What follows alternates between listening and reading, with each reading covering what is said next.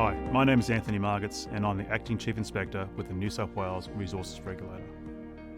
I have extensive experience in the mining industry, starting off as a young mining engineer many years ago to running large-scale operations as a senior leader, and most recently joining the New South Wales Resources Regulator in 2020.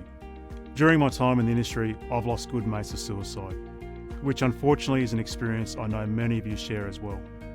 For those left behind, it's a devastating experience with many questions left unanswered. So, like you, mental health and wellbeing in our workplace has become an important consideration for myself and for the New South Wales Resources Regulator. Generally, the mining industry and the people who work within it are committed to managing the risks that we identify as we go about our day-to-day operations. We have safety management systems that support us in maintaining a safe workplace, and we have people who are skilled at hazard identification and control working within our industry. But what about those hazards that we might identify differently from one person to another, depending on your own personal experiences, your feelings, and your background? Those hazards that we might have thought were managed through our HR and safety mental health programs, or by the employee assistance program your mine has to support your workmates in their time of need. What about those hazards that we sometimes dismiss as the kind of person they are, or something that the person always does, or something they will get over? Today I'm here to speak to you about those types of hazards, which are called psychosocial hazards, and how in October 2022 the New South Wales Government implemented an amendment to the WHS regulation to specifically deal with psychosocial risks in our workplace. There's always been a duty on employers to manage the risks associated with workers' psychological health as well as physical health under the work health and safety legislation. However, the proactive management of psychosocial risks have not received as much focus in the past. This has changed in recent times and certainly will change going forward. In recent times, we have seen a significant shift in general society, with a much greater acceptance for the discussion of mental health and addressing the stigma of mental health issues. Most mine operators in the industry have well-established programs that provide assistance to workers in understanding the importance of good mental health and tools to improve mental wellbeing. Psychosocial hazards already form part of the New South Wales Resources Regulator targeted assessment programs and our investigations. And it's pleasing to be able to tell you that we are seeing a sharper and more proactive focus in this area already across the industry. There will always be differences in how people perceive and respond to the same psychosocial hazard. However, the following are typical unwanted health effects that psychosocial hazards can cause: work-related stress, increased absenteeism, work-related fatigue, disrupted sleep, increase in physical injuries or incidents, work-related acute stress or anxiety disorder, post-traumatic stress, mental and physical exhaustion, distress, irritability, poor concentration, muscular aches and pains, increased employee turnover. We have Tanya Davis, Principal and Forensic Psychologist with New Psych Psychologists, who's going to help you understand this further in this program today, so you can better understand the impact that not managing these hazards can have not just on the individual, but those who work around them and their family and friends.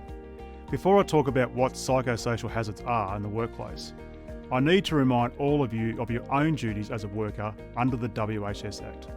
There are duties on your company to ensure, as far as reasonably practicable, the health and safety of workers and others. And it is also the law that the officers of the company, the directors and CEO for example, must exercise their due diligence to ensure the company meets its WHS obligations. However, everyone watching this video needs to understand that the law also requires that every worker must take reasonable steps to ensure their behaviour does not adversely impact on the health and safety of others. So it is vitally important that you understand the part you play in managing psychosocial hazards in the workplace. It is not just down to your managers or the health and safety team to manage these hazards. The law requires you to manage these hazards as well. Everyone has an obligation and are accountable for how they behave and treat others in the workplace. The WHS Act also imposes a need for different groups to consult, cooperate and communicate with one another to effectively manage the risk. To do this, and as we do with all risks in the workplace, we need to be sure we are clear on the scope, the context and the criteria that define the risks, and have a common understanding of the language we are using to describe it. For psychosocial hazards, this can be very challenging, which is why we have prepared this program to develop a shared understanding and open people's minds to these risks, to help everyone understand the impact of psychosocial hazards in the workplace and how this experience can be different for different people. This program will help provide controls and the tools and techniques that will help you proactively prevent psychosocial hazards from presenting in our workplaces. So what is a psychosocial hazard in the workplace? Psychosocial hazards are defined as those aspects of work and situations that may cause a stress response, which in turn can lead to psychological or physical harm. Psychosocial hazards in the workplace stem from the way tasks or jobs are designed, organised, managed and supervised, tasks or jobs where there are inherent psychosocial hazards and risks, the equipment, working environment or requirements to undertake duties in physically hazardous environments, and social factors at work, workplace relationships and social interactions. Psychosocial hazards and factors include high and low job demands, being overworked or frequently with nothing to do, low job control, having no say in how you do your job, poor support, your supervisor is never around or not available when you need them, poor workplace relationships, which includes work-related bullying, low role clarity, not being sure exactly what your responsibilities are, poor organisational change management, low reward and recognition, poor organisational justice, for example misconduct, not being treated consistently, poor environmental conditions, remote and isolated work, you have little or no interaction with others in your workplace, violent or traumatic events. Psychosocial hazards and the appropriate control measures may vary between workplaces and between groups of workers and even between individuals depending on the person, the work environment, the organisational environment and the nature of work. So how can psychosocial hazards be identified? This can be done by the following: having conversations with workers, supervisors and health and safety specialists, inspecting the workplace to see how work is carried out, noting any rushing, delays or work backlogs, noticing how people interact with each other during work activities, reviewing relevant information and records such as reporting systems including incident reports, workers' compensation claims, staff surveys, absenteeism and staff turnover data, and using surveys to gather information from workers, supervisors and managers. To help identify psychosocial hazards, managers and supervisors should observe the workplace. This includes observing how the work is performed and how people interact with each other. Things to look out for include how work is performed, including the physical, mental and emotional demands of the task and activities. Are workers rushed? Is work delayed? Is there a work backlog? How do workers, managers, supervisors and others interact? And how are inappropriate behaviours or conflicts dealt with? Is there a tolerance for inappropriate behaviour? For example, are behaviours like name-calling, teasing, racist, sexual or gendered jokes or vilification, crude language, swearing or hazing new or young workers ignored or tolerated? Have any changes occurred at work which may affect psychological health, such as workers being adequately informed about organisational change? Does the work environment create psychosocial hazards? For example, are workers isolated or working remotely? What are the working arrangements? Do they pose psychosocial risks to workers and others? This could include workers working alone or engaged in a shift or working after hours. Does the workplace support behaviours that promote psychological health? Is work-life balance encouraged? Are reasonable working hours maintained? Is communication inclusive and respectful? Is return to work following injury proactive and supportive? As you can see, psychosocial hazards can arise from any number of events in our workplaces. There is no exhaustive list. There is no black and white. A hazard can be there for one person, but not another. You need to keep an open mind to the risks that may need to be addressed in your workplace. And don't forget, these can be all experienced differently by different people. Tanya Davis, from New Psych Psychologists, is going to provide you now with a deeper understanding of what makes people tick and how, in order to manage psychosocial hazards in our business, we need to be appreciative of the differences amongst us. And most importantly, working respectfully together in order to prevent psychosocial risks causing harm. Let's check in on your understanding of what you have heard today. I mentioned to you some typical unwanted health effects that psychosocial hazards can cause. Which ones of the following did I mention? A. Work-related stress. B. Increased absenteeism. C. Disrupted sleep. D. Increased physical injuries or incidents. Or E. All of the above were mentioned. Is the following comment true or false? The law also requires that every worker must take reasonable steps to ensure their behaviour does not adversely impact on the health and safety of others. Psychosocial hazards and factors include A. High and low job demands. B. Poor workplace relationships. C. Low role clarity. D. Low reward and recognition. E. All of the above and more. Is the following comment true or false? Talking and listening to workers can help identify psychosocial hazards.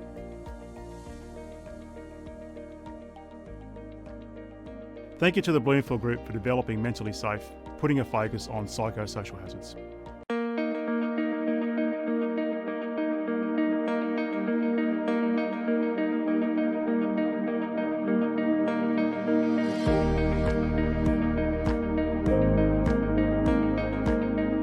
Thanks so much. What a really powerful message for every employee across the country. Hi, I'm Tanya Davis. I'm the Principal Clinical and Forensic Psychologist at New Psych Psychologists. Over its 25 years of operations, New Psych has supported hundreds of businesses who prioritise the mental health of their employees, and we've provided counselling to over 35,000 people. Psychologists tend to see people mostly after they've been unwell for a period of time and trying to manage themselves, and then things just become too much, and they reach out for support, or someone does that for them. With growing numbers of people across Australia reporting psychological distress, simply waiting for people to become unwell and offering them treatment is no longer a solution. It's the same as approaching a known trip hazard as only treating the sprains of the people who fall, rather than blocking off the hazard or removing it completely. As Desmond Tutu said, there comes a point when we need to stop just pulling people out of the river. We need to go upstream and find out why they're falling in. I am convinced that the new code is taking us upstream to a better solution for everyone. As you heard before, the new code of practice for psychosocial hazards is a pivotal moment for workers and workplaces. It provides each of us individually and collectively as workplaces the requirement to notice and address psychosocial hazards at work.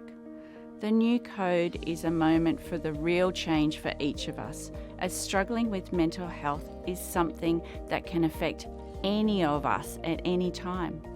Even if you're watching thinking that I'm talking about someone else and this could never be you, please remember, you never know what life will throw you today or tomorrow. Being genuinely empathic about mental health is understanding it could be your experience too. I'm hopeful that the new code will trigger a broader change of thinking so that mental health struggles are less stigmatised and no longer seen as solely about the individual employee. That they're not resilient and that their condition has nothing to do with the workplace. The new code now forces us to reflect upon how the workplace impacts upon the mental health of its employees. It changes the scope from just focusing on the employee to focusing on ensuring that the workplaces are mentally safe. These changes, without any doubt, will be the largest scale cultural change around mental health we have witnessed in Australia. We are moving beyond a Mental Health Month event to a genuine and sustained workplace commitment to ensuring a mentally safe workplace. This is ultimately here for you, to protect you. I have no doubt this will save lives and improve the quality of life for employees across the industry. Today I'm sharing some ways of thinking about mental health that I hope will be useful for you. This way of thinking encourages us all to empathise with the experiences of others and to consider what we can all do as individuals working together to keep people safe and well at work. As you heard before, this is a shared responsibility of all employees.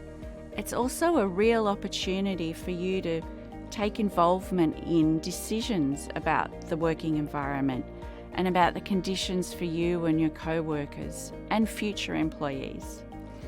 Change starts here with you. So what is mental health anyway?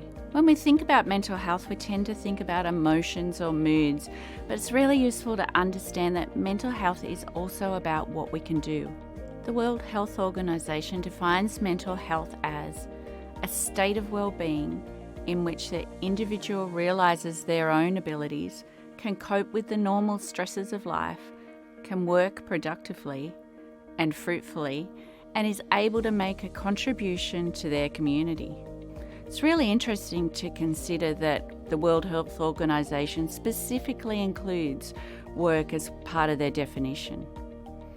So why is this legislation so important?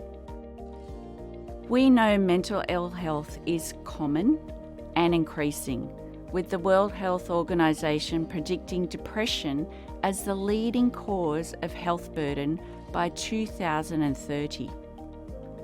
20% of the population right now at any given time is experiencing psychological symptoms significant enough for a diagnosis of a mental health condition. And the number of people dying by suicide are tragically high, outnumbering deaths from motor vehicle accidents. There is a mental health pandemic in Australia, and yes, there is evidence that, like COVID, poor mental health spreads to workmates and to families, as well as in the workplace. Mental ill health carries a high cost in absenteeism, presenteeism, and rising psychological injury claims. Mental health looks different for different people. Sometimes psychologists like me see people after a significant event in their lives or in their work, and it's obviously likely to have an impact, such as workplace fatality or a serious life-changing event. More often though, we see people with distress that may not be as easy to understand for others, but occurs in the context of other factors for that person's life. What's happened before, what else is going on in their lives right now, and their own personal mix of risk and protective factors. We know we see more mental health struggles in the workplace, but how do we start to understand them better? Why can two people working side by side, exposed to the same psychosocial hazard, experience completely different impacts? How can a role that someone's performed for years suddenly become hazardous? The biopsychosocial model. According to the biopsychosocial model, everyone's mental health, and that means you, is the result of many factors, both positive or protective and negative or a risk, occurring at different times in a person's life, which have a cumulative effect upon them. A person's biological factors, social factors, and psychological factors all interplay. These factors may be protective, good relationships and regular exercise, or a risk, like early childhood trauma or a relationship breakdown. It's unlikely to be one specific factor that causes mental ill health, but rather a combination of circumstances that are built up. There might be one event that causes them to feel overwhelmed, but it's also likely that there's been hundreds of cumulative events that have led to a mental health condition. The psychosocial model is a useful framework that encourages us to empathically remember that whilst we have many similarities, we're also all different. You only have to look at your own siblings or your own kids to really see that even a similar environment, similar gene pool, can lead to completely different personalities and psychological risk. This helps me to think that even if someone's choices may not seem helpful to them, had I walked every day of my life in their shoes, I too would most probably make the same choices they are. Imagine you're having a bad day. We've all had them, maybe even today. You may have had a fight with your partner before work, and then you've come to work and things go from bad to worse. You've forgotten your crib and you're being tasked with the job that you like the least for the whole shift again. You're finally at crib and then you spill your hot coffee all over yourself. Everyone would find this frustrating most days, but on this particular morning, you might even end up enraged. A co-worker watching might just be justified in thinking that it's all about the coffee. But of course, it wasn't just the coffee. It was the cumulative impact of all those little things. We've all had the same thing happen, like water in a cup. Drip, drip, drip, and then the cup overflows or spills. When we consider these cumulative effects on our well-being, it's useful to think of our mental health as existing on a continuum from green to red. And this is a model developed by Keyes in 2002, who wanted us to consider mental health beyond the simple medical model. We aim to all sit in the green as much of the time as we can, and when we slide down the continuum, it's useful to consider what we can do to move ourselves back up towards the green. This applies to us all, and it's really useful to consider as a framework for well-being. Workplaces aim to help people move and stay in the green for their well-being and to be ready should any significant event or traumatic event occur. Psychosocial hazards move people down the continuum. Different people will move at different rates along the continuum, and some people will not move at all. This is due to the factors on the psychosocial model or wherever they were on the continuum when they were exposed to the psychosocial hazard and how many risk factors and protective factors they have. Give this some thought for yourself right now. What are the biological, social, and psychological factors interplaying for you today to impact upon your own mental health? Where are you on the continuum right now? What would you need to do? What would need to happen for you to move towards the green? So when it comes to psychosocial risk factors in the workplace, for the individual, there's no single risk factor, but rather a range of factors occurring together or over time. Risk factors may be unique to each individual, or they may be factors in our societal environment that impact upon us all, like COVID did. For some people, exposure to just one risk factor may lead to a mental health condition, whilst for others, it's just exposure to multiple factors that contribute to a condition developing. Some risk factors appear to be more influential than others. For example, child abuse, especially early trauma, is a particularly strong risk factor that's been implicated in a wide range of psychological conditions.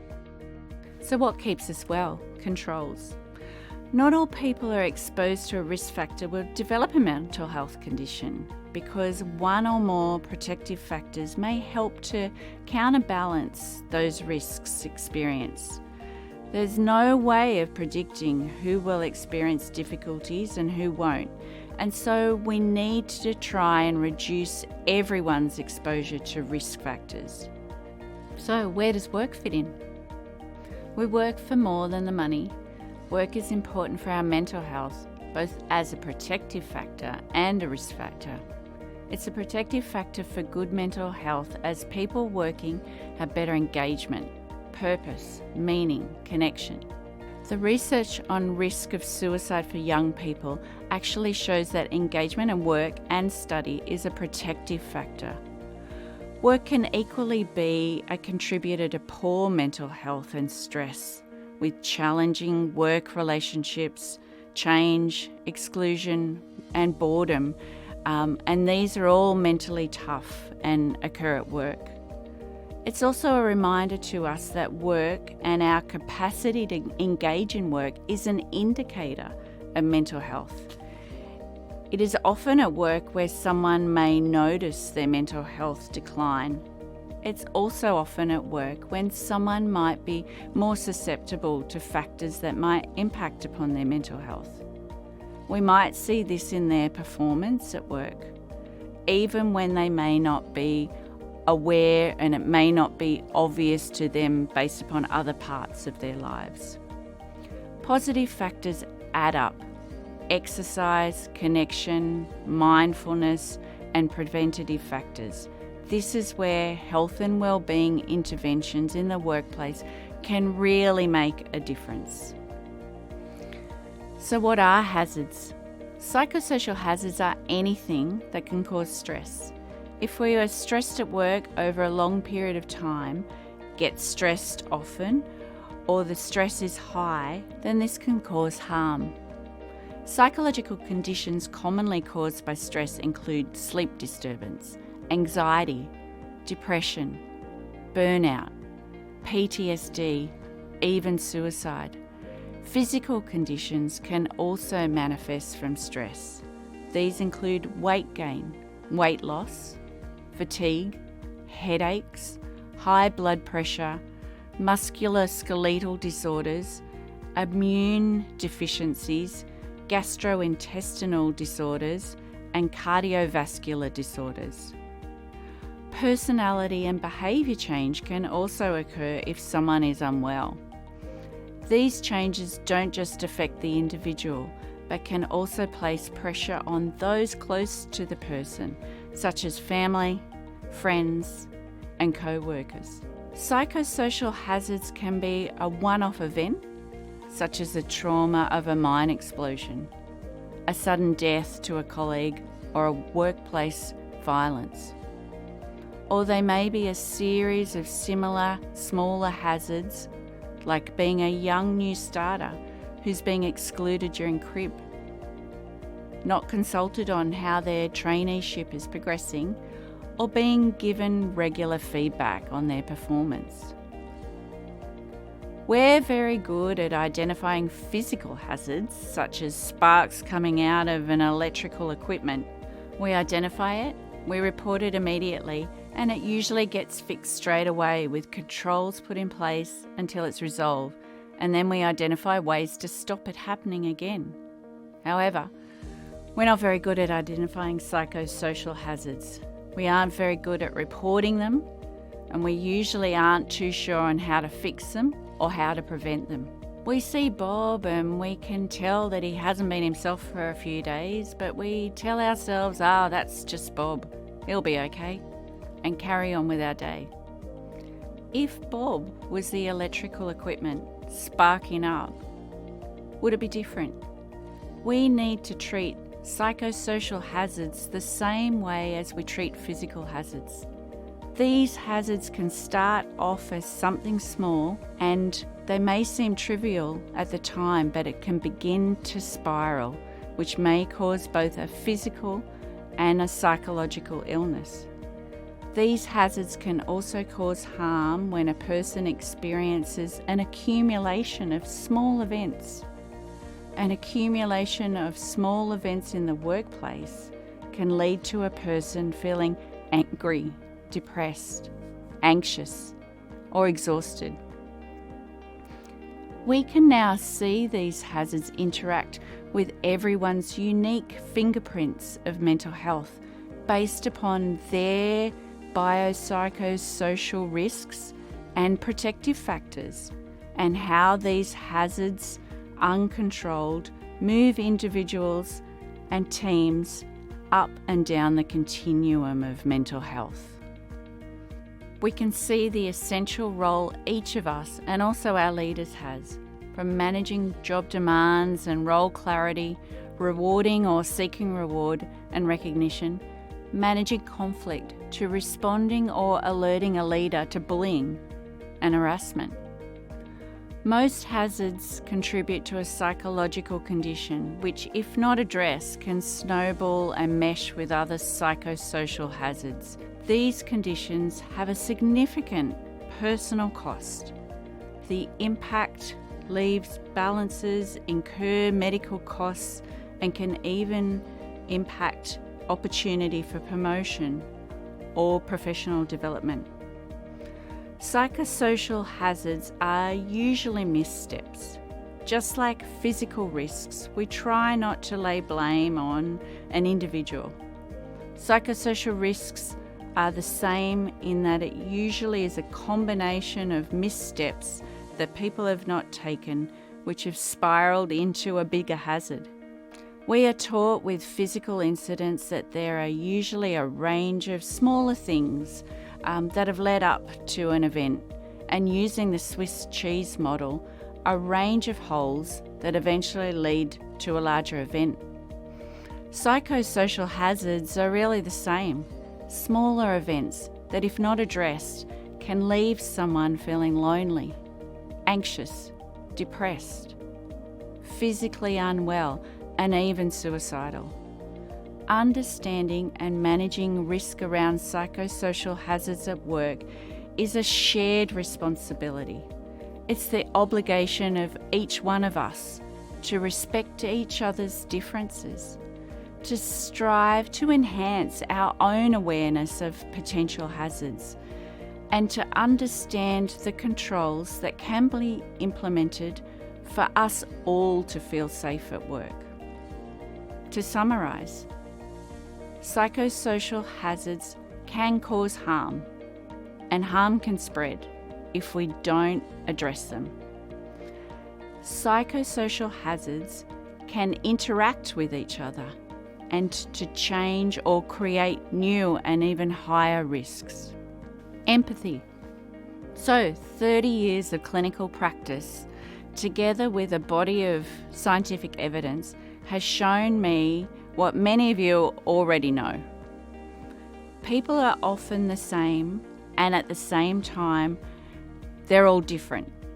You can never completely understand someone else's experience.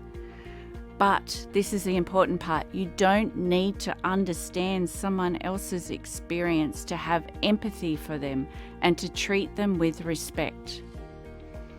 Human connection can make a difference for all of us. The former Chief of Army, Lieutenant General David Morrison, when calling out bullying and unacceptable workplace behaviour, said, "The standard you walk past is the standard you accept." This code sets a standard. Now it's up to you to not walk past, to instead to stop, to notice, to ask, to listen, and to help take action to make a difference. Let's check in on your understanding of what you've heard from my session today. True or false? The World Health Organization is predicting depression as the leading cause of health burden by 2030. What are the missing words from this paragraph?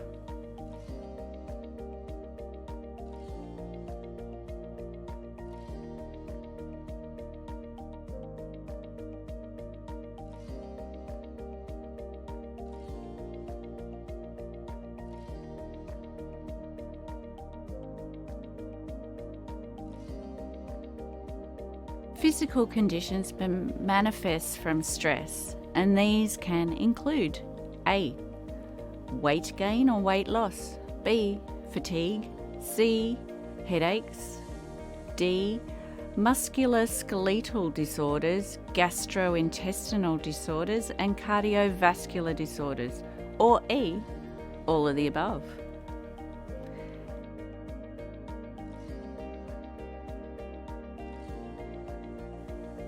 Is this statement true or false?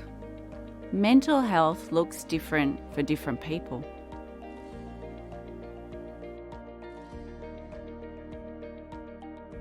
Thank you to the Bloomfield Group for developing this program and for putting mental health on the agenda. I'll now hand over to Paul to discuss how you can access and implement risk and hazard management controls.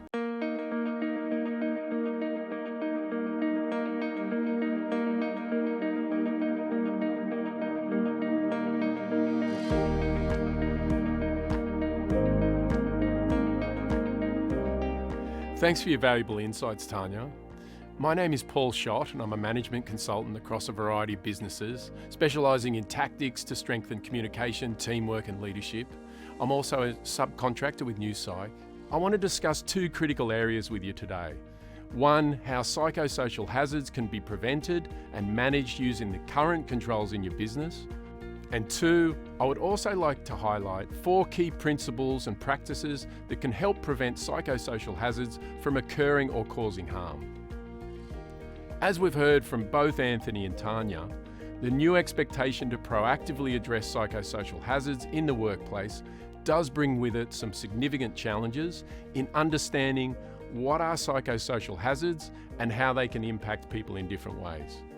Many people in many different businesses have some unease about the new expectations. This is not at all surprising as we learn there are changes required within these businesses to be able to effectively control these hazards. For businesses that have been invested in setting up controls to address hazards, there's some good news. Whilst considerations for addressing psychosocial hazards is a new focus for many businesses, the same risk management processes used for physical health and safety is applied to mental health and well-being. And additionally, you'll find there will be a range of established controls that can assist in preventing and addressing psychosocial hazards already existing around you. Some common controls include regular meetings, training and coaching, EAP services, being open to feedback, access to leave, onboarding checklists, policies and procedures, audits and workplace inspections, performance reviews, perception surveys and the feedback process, workload management, consultation processes, and reward and recognition processes. And that's just to name a few. I bet they all sound familiar to most of you, and some of you might be feeling pretty confident right now that you have psychosocial hazard management in the bag. But it would be a mistake to be overconfident. There are 3 big challenges here. The first, and a very important one, is quality assurance. Control measures are only as good as the quality of implementation afforded by those people who use them. For example, a HR checklist for onboarding new employees is only as good as the attention afforded by the manager to preparing it and then the new employee and manager following it. Consultation processes are only as good as the willingness of the employees to give feedback and acceptance of the process owners to take that feedback on board and make necessary and appropriate changes. The second challenge is that every workplace department, team and work activity is different. So the best combination of control measures to eliminate hazards or minimise psychosocial risks will need to be tailored to the circumstance to manage the risks. For example, someone might like to be recognised in front of the team for their efforts in doing a good job, while another person may find that embarrassing or intimidating. Much like you do for physical hazards, it will be the assessment of the situation that surrounds the activity at the time that will determine the best control and the way in which it should be applied. And finally, as we have heard earlier in the video, there may be individual differences in how people perceive and respond to the same psychosocial hazards. Control measures will need to consider differences across groups, for example, worker, age and generational differences, those with diverse cultural backgrounds, literacy and numeracy challenges, or those who have experienced work-related injury, illness or previous exposure to a traumatic event, and that is only naming a small proportion of the differences that may exist between staff. Just reflect back for a moment on what Tanya shared about the biopsychosocial model and the continuum. So in essence, it comes down to the quality that you apply in the controls available to you and your understanding of the differences that need to be considered across each individual and the situation you experience. This will define the effectiveness of you preventing psychosocial hazards from creating unwanted events in your workplace. And it's everyone listening today that must take responsibility for their contribution to the quality of the controls and making an effort to understand the differences between people that need to be considered. These challenges that we may experience in preventing psychosocial hazards can be overcome.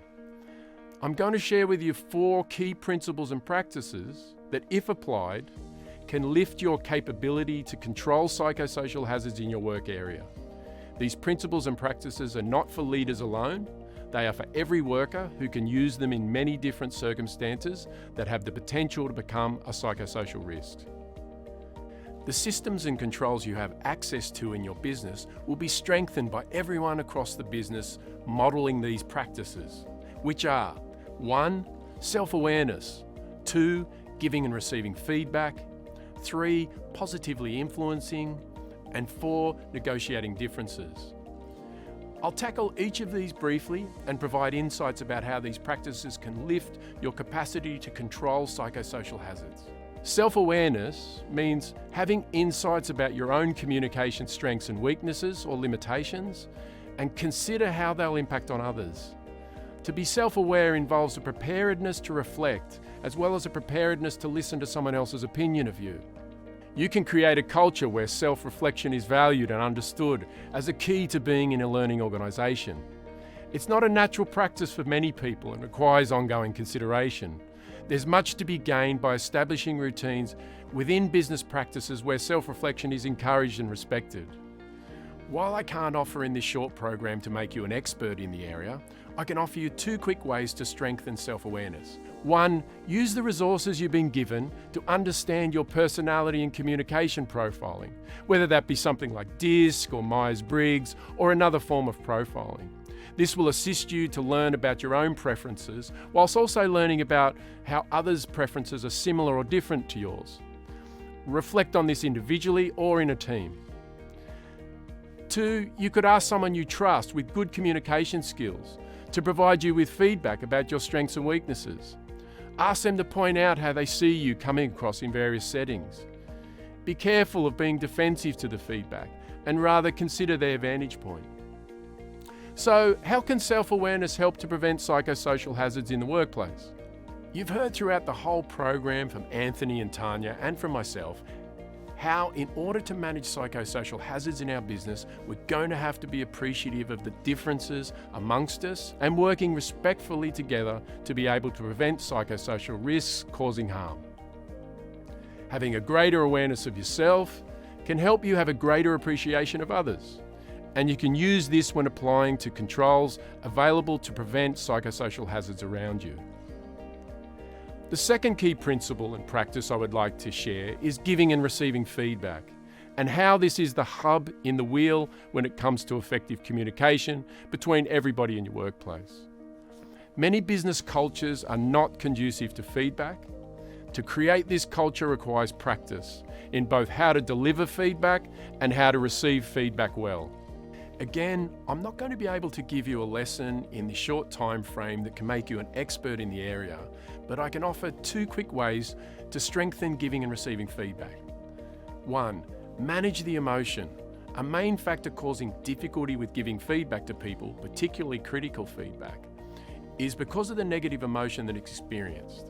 So aim to remove it from the situation, whether that's by checking if it's good time to give feedback before diving into doing so, or just sticking to the facts on the matter and not entering into discussions about character or intention, or being prepared to allow for clarification questions. Spend time considering feedback methods.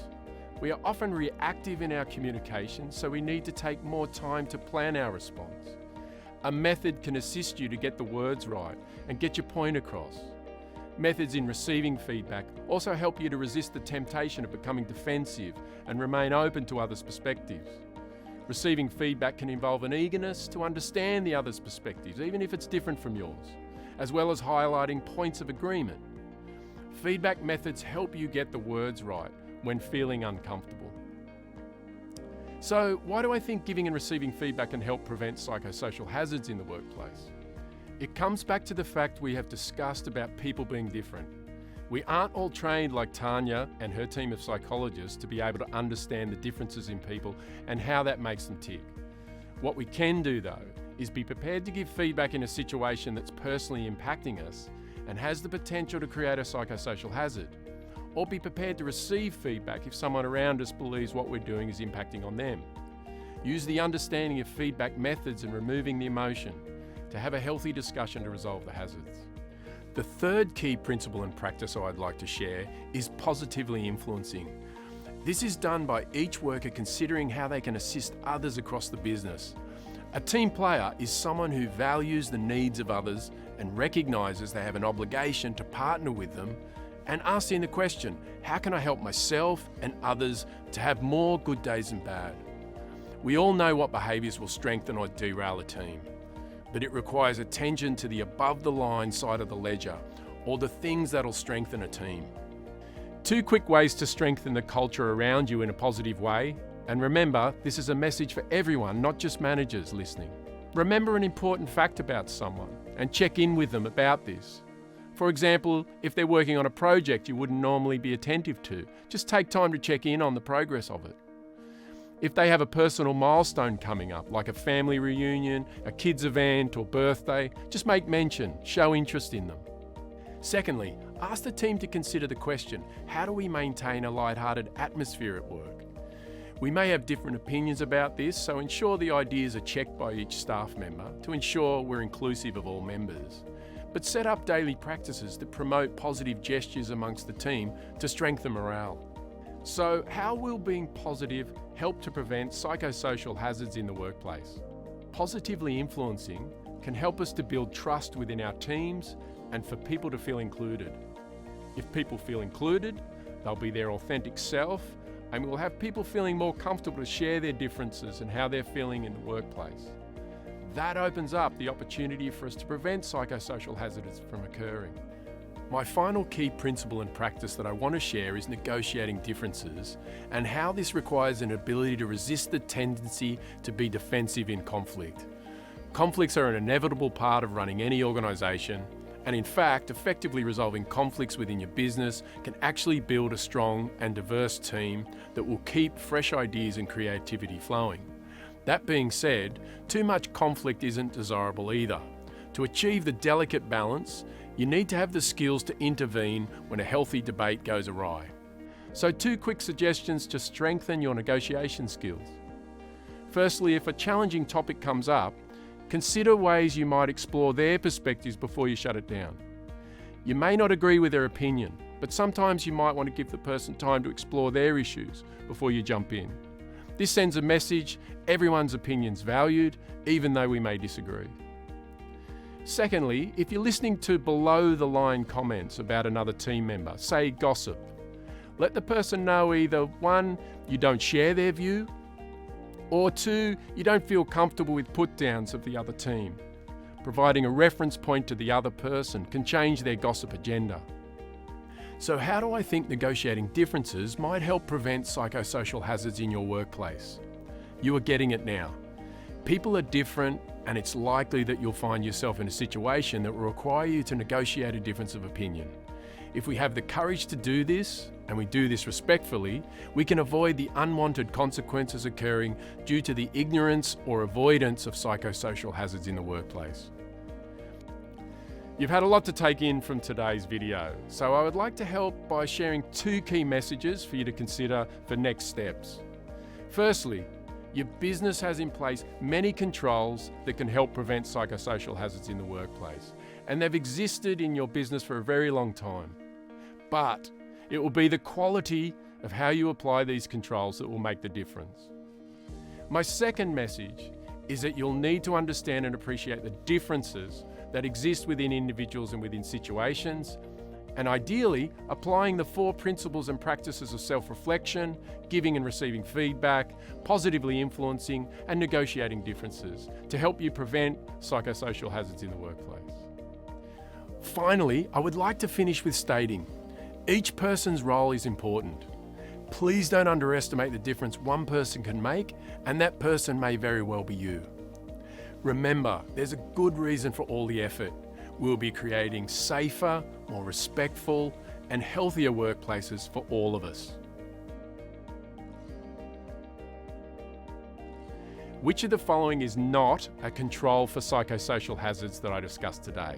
A, regular meetings, B, training and coaching, C, EAP services, D, open to feedback, E, onboarding checklists, F, having a good and healthy lunch each day, G, policies and procedures, H, performance reviews, I, reward and recognition processes.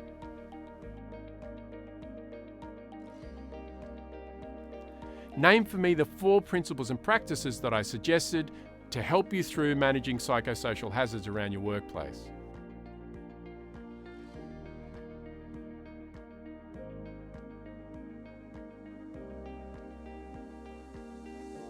Is this statement true or false? It's only management that need to worry about managing psychosocial hazards in our team.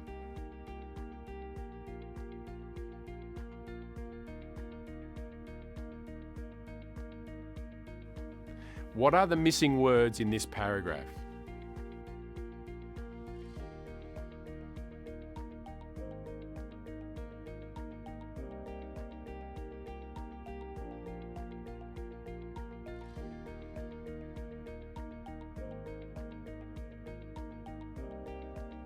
And thanks to Bloomfield Group for putting mental health on the agenda.